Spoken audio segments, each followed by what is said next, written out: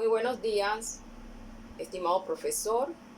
Esta es la asignatura de Historia de las Relaciones entre Panamá y los Estados Unidos.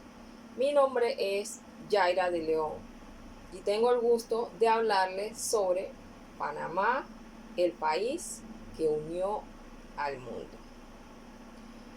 Nos remontamos un poco más atrás sobre la construcción del canal. Nos vamos a la 1850, cuando fue la construcción del ferrocarril. Desde ese entonces, Estados Unidos conoció el Istmo de Panamá, porque ellos querían apoderarse de todo Centroamérica y otros países más. Ok. Siglo XIX. 1870, Thomas Selkirk inicia la primera expedición por la selva de Panamá en busca de una ruta adecuada para la construcción del canal. Ese fue un enviado por los franceses, quien Estados Unidos y los franceses estaban disputando las rutas de la construcción del canal interoceánico con el afán de tener controlado todo Centroamérica. Entre ese entonces aparece la figura del señor Ferdinand de Lesseps, este señor que tenemos aquí. El señor Ferdinand de Lesseps, en vista de que el señor Thomas Selkirk murió en la selva, junto a todo su equipo de búsqueda de la ruta por encontrar el Océano Pacífico, contrata ahora el ingeniero John D. Clark. El señor D. Clark se va, recluta unos hombres también y se van atravesando la selva de Panamá. Resulta que empezó igualito como el ingeniero anterior, pero los hombres empezaron a morir por pestes, enfermedades. La ruta por Panamá en aquel entonces era bastante boscosa, pantanosa, peligrosa. Existían animales de toda clase e inclusive había muchos mosquitos también que provocaban enfermedades, lo cual fue uno de los detonantes para que ocurriera la muerte prácticamente masiva de todos los acompañantes del ingeniero Dickler. Al verse perdido de la selva, continuó con la expedición porque él decía que no había nada más importante que encontrar el Océano Pacífico. O sea, a razón de que sus acompañantes perecieron, eso no fue motivo para que el señor Dickler aguantara la expedición, y sin embargo él continuó solo. Posteriormente a esto, el señor encuentra el Océano Pacífico, que fue lo que en un inicio se quería buscar atravesando por esa ruta. Luego de esto, él procede a lo que es Francia. Le comunica al ingeniero Ferdinand de Lesseps y a su vez, idea un plan estratégico, y como él fue el constructor del canal Suez en Egipto, posteriormente él pensó pues que este canal que él deseaba construir a nivel del mar era igual que el que él construyó el canal Suez en Egipto. Sin embargo, no fue así, pero fue aprobado por Francia el megaproyecto de la construcción del canal por la ruta que el señor Dickler trajo de acuerdo a las investigaciones que él hizo junto con sus hombres que perecieron. Empieza el reclutamiento de los esclavos jamaicanos. 3,000 hombres fueron trasladados a este sitio que está aquí, que es el inicio de las excavaciones. Las tenemos aquí. Aquí se inicia el proceso de explotación del terreno para la construcción. Luego de esto, pues, empezaron a perecer los esclavos en la construcción del canal y no se explicaban el por qué estaba ocurriendo esto.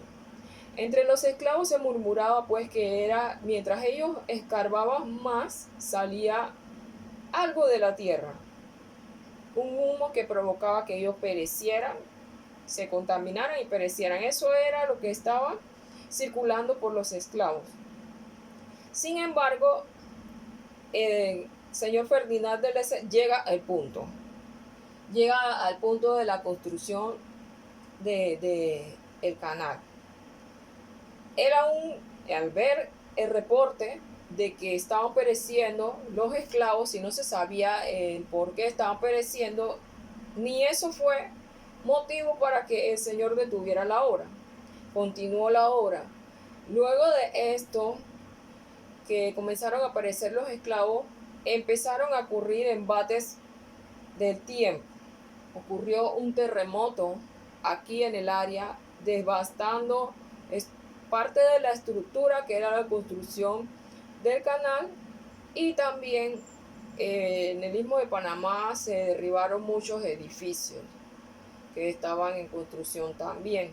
Había muchas áreas que salieron afectadas producto de este terremoto.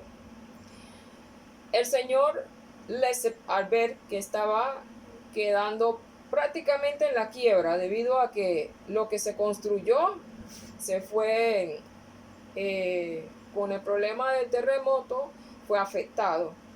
Pidió apoyo a lo que es el gobierno de Francia y este fue negado. El señor Ferdinand de Lesseps comenzó a vender de manera apresurada acciones. Entonces, producto de la venta de estas acciones, él recauda unos fondos y continúa con la construcción del canal. Posteriormente a esto ocurre una torrencial inclemencia tropical. Ocurrieron inundaciones, deslizamiento de tierra. En este embate climatológico murieron 100 esclavos. Ya se rumoraba en ese tiempo que entre los esclavos nadie quería trabajar ya en lo que era esa construcción, porque ya se estaba circulando entre los esclavos que uno estaba muriendo, no se sabía el por qué, y dos, estos señores también los tenían marginados en una situación completamente inhumana, que los ingresos no le entraban porque obvio no le estaban dando lo que ellos necesitaban para su alimentación y todo lo demás, y comenzaron a enfermarse también producto de esto, y al final y al cabo la obra cayó en una completa crisis por todas las situaciones que antes les mencioné, y fue un fracaso. Fracasó por parte de los franceses. Una vez esto ocurre, presenta Estados Unidos un proyecto también, pero antes ante el Senado, y todos los funcionarios que estaban en el Senado eran franceses. Sin embargo, este señor, todavía Ferdinand de Lesseps, en su afán de apoderarse con ese territorio que ya era un capricho por parte de él, contrata al señor Bunau Varilla. Luego de esto, ellos comienzan a debatir en el Senado, pues, para que su proyecto fuera aceptado nuevamente. Pero el señor Bunau Varilla se fue y consultó, y era francés, sí, este señor, pero ahora él iba a representar a lo que era el mejor postor, porque fue una negociación ardua allí. Sin embargo, el proyecto de los Estados Unidos venía con una ruta que atravesaba por el área de Nicaragua, y Nicaragua era un área que tenía zonas volcánicas y no era propicio, a pesar de que era más viable, era más navegable, era más económico la construcción.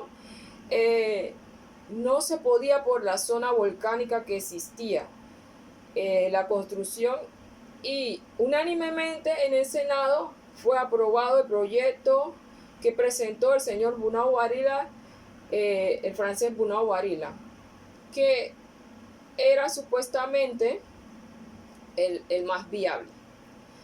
Una vez ocurrió esto, el señor Bunau Varilla procede a investigar y se da cuenta que el Istmo de Panamá le pertenece a la Gran Colombia. Entonces, aprovechándose de que el señor Manuel Amador Guerrero estaba liderizando una revuelta entre los indígenas que habitaban en el Istmo de Panamá para que pudieran separarse de la Gran Colombia, el señor Bunau Varilla, aprovechándose de haber escuchado los rumores de que existía un movimiento separatista ya, él procede a entrevistarse con el señor Theodore Roosevelt. En aquel tiempo el señor Theodore Roosevelt era el encargado de los Estados Unidos. Procede a entrevistarse con él, plantearle pues esta situación de que todavía el Istmo de Panamá le pertenecía a la Gran Colombia, y entonces este señor procede a autorizar al señor Bunau Varilla que fuese allá y se entrevistara con el señor Manuel Amador Guerrero, alegando de que ellos iban a apoyar a Panamá de manera económica, social, política, e iban a impulsar lo que era el comercio aquí en la zona. El señor Bunau Varilla se entrevista en una habitación secreta con el señor Manuel Amador Guerrero.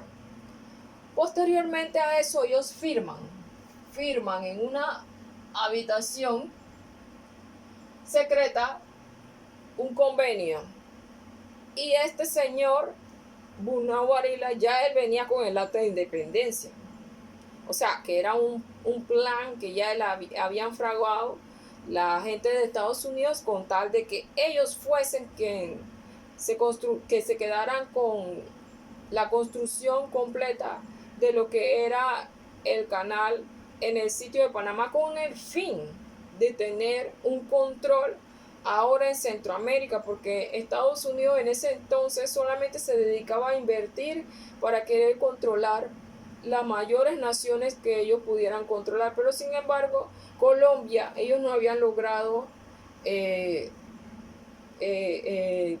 negociar con ellos con el fin de quedarse con Colombia.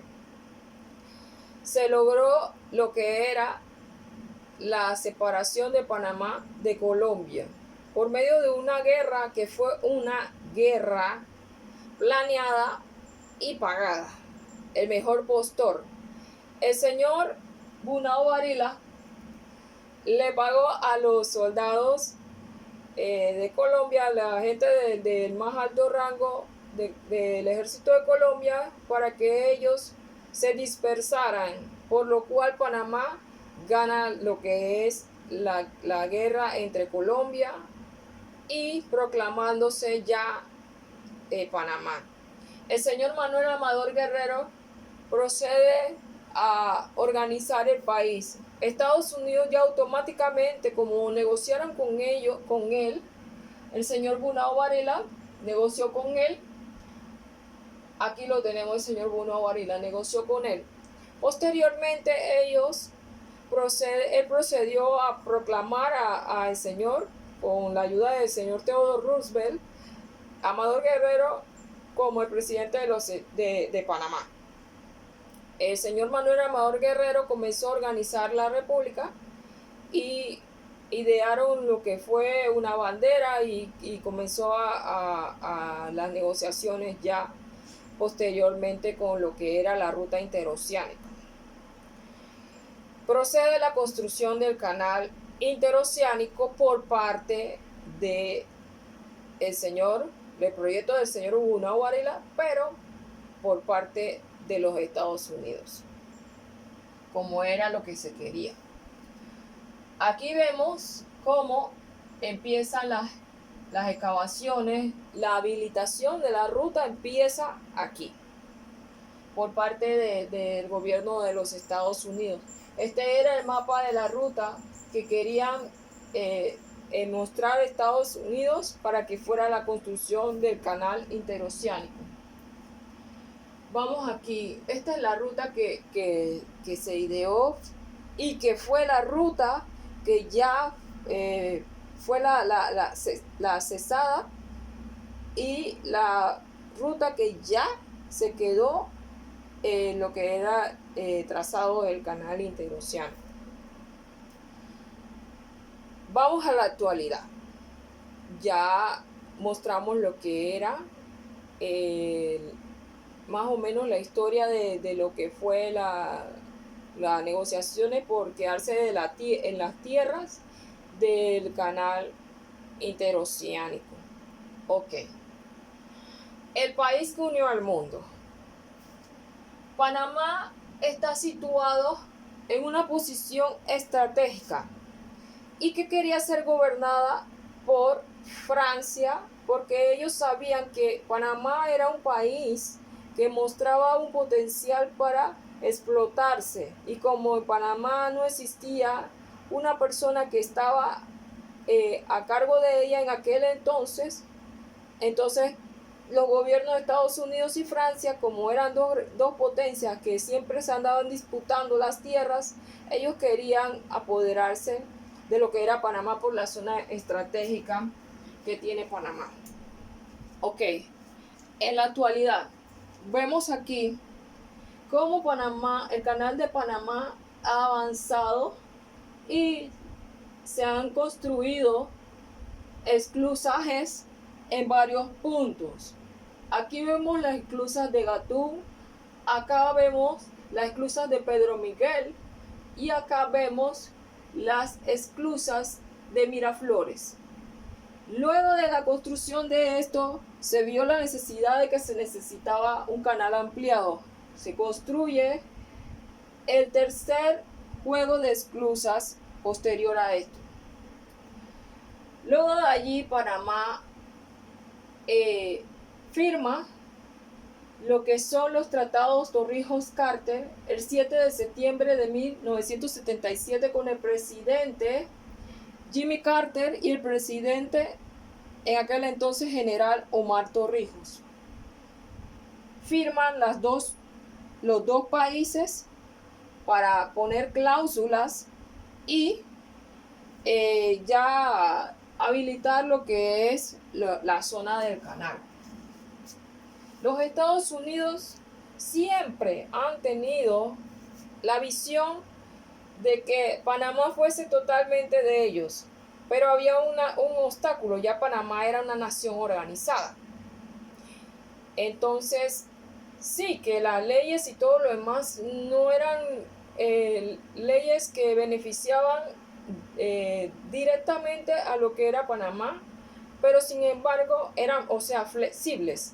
Pero sin embargo, con el pasar del tiempo, que Panamá se fue organizando y fueron saliendo muchas más personas, fueron aumentando de repente y quitando esa flexibilidad en las leyes que existían en aquel entonces, que cualquier persona que viniera pudiera apoderarse de cualquier pedazo de terreno sin algún tipo de controversia o de problema. En la firma de los tratados Torrijos-Carter, gracias a Dios, el señor general Omar Torrijos firmó ese tratado y fue aprobado para que en un tiempo Panamá tuviera su canal totalmente controlado por los panameños, y esa fecha ya llegó en la actualidad. Esa fecha ya llegó en el año 1999, cuando el canal pasó a manos panameñas, y de aquí entonces nosotros los panameños hemos organizado lo que es el canal de Panamá, lo hemos administrado y hemos sabido administrarlo de manera correcta y adecuada, con el afán de que esa entrada y esa ruta interoceánica que une al mundo, porque si no hubiesen tenido que dar toda la vuelta por el Cabo de Hornos, pero sin embargo pueden atravesar el Istmo de Panamá por esta ruta y sales de un océano a otro. O sea, que se unió el Mar Caribe con el Océano Pacífico. Y así sucesivamente, el norte con el sur, el este con el oeste se unió. Y la ruta que podía demorar tal vez como un año, puede demorarle a los barcos a veces meses, de acuerdo a de qué país provienen. Panamá es un país importante a nivel mundial, importante, y nosotros como panameños tenemos que ser fieles, garantes a que este canal que fue transferido a nuestras manos no entre en la cláusula de los tratados Torrijos-Carter, que fue que una de las cláusulas dice que si ellos ven que el canal está en peligro, ellos vienen automáticamente a intervenir y ellos se van a quedar nuevamente con el canal. Entonces Estados Unidos desde aquel entonces ha estado vigilante para que con la mentalidad de que eso ocurra, para que ellos vengan nuevamente a posesionarse del canal. Esperamos mucho para que el canal fuera de nosotros, así que tenemos que continuar cuidando nuestro canal, porque ese es un bien material que nosotros tenemos. Eso es lo que nos sacó del anonimato en el mapa, porque si no tuviésemos ese canal, nosotros fuéramos un punto solamente en el mapa, no fuéramos un país importante, que nadie ni siquiera nos hubiera tomado en cuenta. Pero sin embargo, Panamá es un país que une al mundo. Esta palabra unió, une, es muy importante. Y tenemos que meditar sobre esa palabra, unió, une. El cruce de un océano a otro. Ese ha sido todo mi breve exposición acerca de este tema. Panamá, el país que unió al mundo. Espero que le haya gustado. Muchas gracias.